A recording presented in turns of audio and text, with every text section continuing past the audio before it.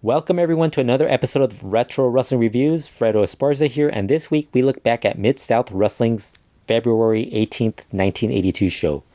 Before we get to the review, be sure to click that subscribe button. We'll have more wrestling show reviews as well as the Lucha World podcast and other content available. This episode of Mid-South Wrestling was taped on February 17th, 1982 at the Irish McNeil Boys Club in Shreveport, Louisiana. Boyd Pierce and Cowboy Bill Watts are on commentary this week. Watts talks about Akbar and the Samoans attacking Ernie Ladd the previous week, and Ladd had surgery. He also says Mike George is recovering from a back injury suffered last week as well. The first match on the show is Kokoa Samoa beating Bill Ash after a middle rope splash for the pin. This was a pretty competitive match, which seemed to be the theme of this episode, as they had a few more competitive matches as opposed to most weeks where you have a lot of squash matches and maybe one really good match.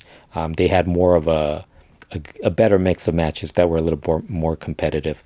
Watts talked about recently returning from Mardi Gras during the match, which kind of tells you what direction the announcing and the show was going to go. Watts joked about Bill Ash having not lost since appearing on Mid-South TV because his matches are usually on at the end with TV time running out. But like I said, this match was competitive, but for the most part, it was just an okay match. That is then followed by Reezer Bowden interviewing General Skandor Akbar about the Samoans injuring Ernie Ladd and Mike George. Akbar starts by saying no one should turn on him and blames Ernie Ladd for being the reason the Iron Sheik left the territory. So he took the Samoans from him. He calls Mike George a backstabber. He vows to clean out the Mid-South territory and aims to get rid of Mr. Olympia, Ted DiBiase, the Junkyard Dog, and Dusty Rhodes. He calls Dusty Rhodes a cancer that could spread in the Mid-South territory. The Samoans are up next as they are joined by General Skandor Akbar in their match as they defeat Brian Blair and Frank Monte with a Samoan drop on Monte for the pin. This was a really short match. Blair gets in a bit of offense early on, as does Monte, but they get cut off pretty quickly with the Samoans quickly able to control the rest of the match, and they won very easily.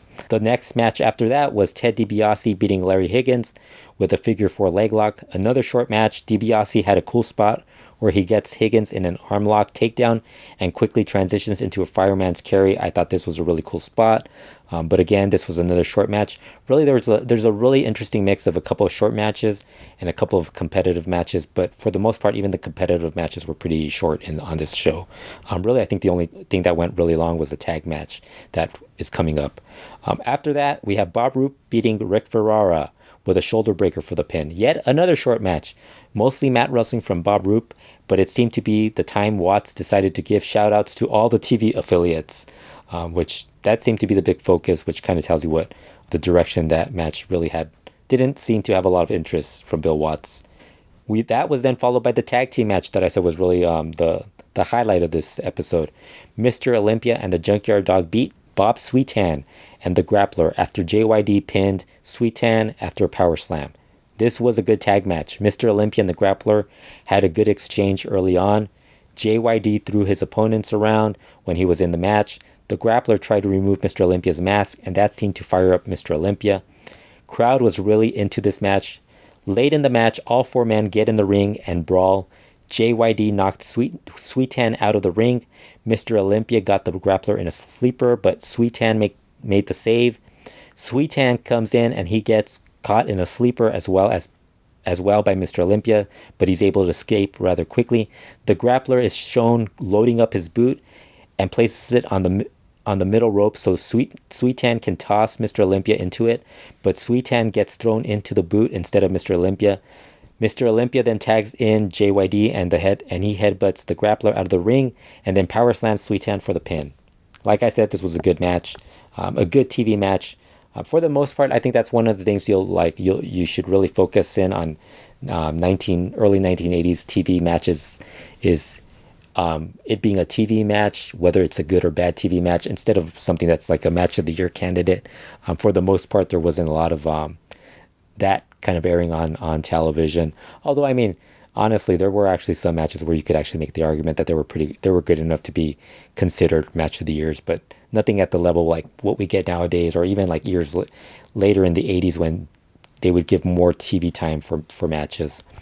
Even like I think even as 1982 goes on, you start noticing that they start giving a little bit more TV time for certain matches, which I thought was really cool. Especially in World Class, you get more. You might get an episode that is focused on one particular match, or just a couple of matches that get a lot more time. After the tag match, we get Dusty Rhodes beating Ed Wiskowski after an elbow drop. This was a good short match, with Wiskowski getting in some offense on the Dream. Wiskowski goes for a middle rope splash, but Dusty raises his knees up to get Wiskowski. That is then followed by the elbow drop on Wiskowski. Dusty then struts after the match. The final match on the show is Paul Orndorff beating Tony Taurus with a Figure Four Leglock. This was yet another squash match. Watts focused on talking about the Welcher, Katsabolis. Orndorff was on attack mode throughout and looked great. I thought this was an okay show overall. The Kakoa Samoa versus Bill Ash, JYD Mr. Olympia versus Sweetan Grappler tag match, and Rhodes versus Wiskowski matches were competitive and good.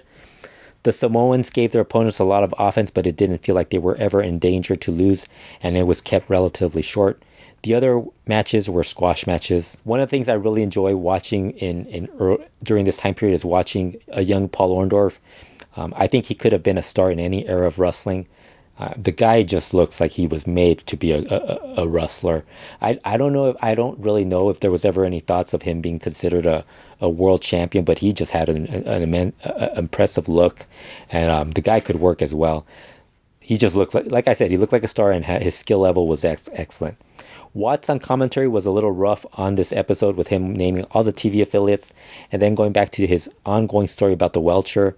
Maybe this is something you had to know from that era or from that region. Like I said, I think that was one of the negatives of this show, was Watts just constantly focusing on the random stuff. Usually he would focus on that or get a little too political at certain points in time. But for the most part, the action was okay. That's it for this review. Be sure to subscribe to the Retro Wrestling YouTube channel, and we'll be back again soon with more reviews.